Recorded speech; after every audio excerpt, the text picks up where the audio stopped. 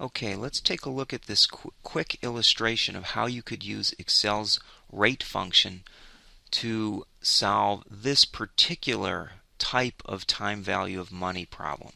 And the problem says if you invest $5,000 today and make 4 additional payments, and at the end of 5 years from now you have saved $32,000 in your account, what rate of return did you earn?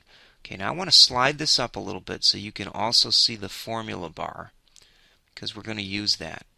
And let's drop in various pieces of information that we have so we can solve this with Excel's rate function.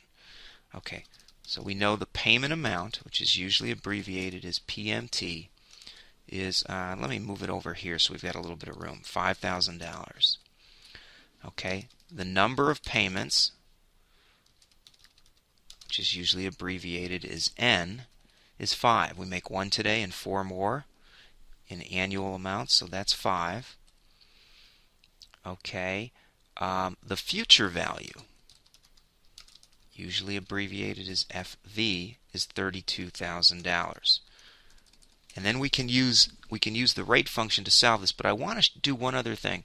I want to show the cash outflows as being negative and the cash inflows as being positive, because that's how Excel expects the numbers to appear. That's also the same way a calculator that has time value of money functions will expect the parameters or variables to appear. Okay, and then we can solve for the interest rate. And that's usually abbreviated as I. And in Excel, this function is called rate. So we'll type in equals rate and hit the left paren. Now, you can see in cell C8 where I'm at, but if I click right here on the formula bar, I'll get a nice pop-up asking me to drop in the function arguments. So the number of periods is 5, comes from that cell right there. The payment amount is $5,000, and again it's negative because that represents cash we are giving up in the hopes of earning a positive return later, right? Okay, the present value is really 0. Now you could type in 0 here or you could ignore it. We're starting off with nothing, right? And the future value is that $32,000, which is a positive number, so we'll show that down.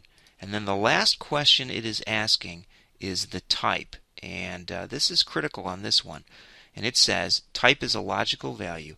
If the payment occurs at the beginning of the period, make it a 1. If payment is at the end of the period, make it 0. Now normally lots of these problems are always 0 and 0 or blank. But in this one we are investing the $5,000 today, so the payment does occur at the beginning of the period, and we're interested in what happens at the end of 5 years from now. So this one we have to put a 1 in there.